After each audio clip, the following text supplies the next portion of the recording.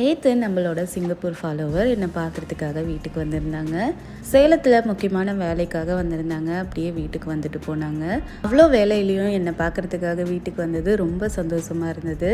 அவங்கள பார்க்கும்போது புதுசாக பழகிற மாதிரியே இல்லை, ரொம்ப நாள் பழகின மாதிரி தான் தோணுச்சு.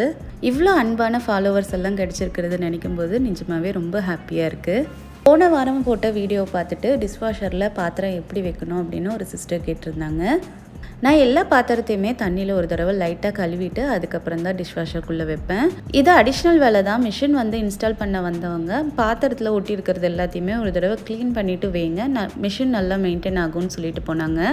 டிஷ்வாஷரில் பாத்திரம் வைக்கிறது ரொம்ப ஈஸி தான். என்னென்னா நம்ம எல்லா பாத்திரத்தையுமே கவுத்து வைக்கணும்.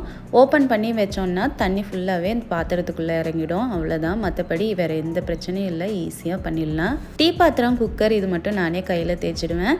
டிஷ்வாஷர் யூஸ்ஃபுல்லான்னு கேட்டிங்கன்னா 100% யூஸ்ஃபுல்.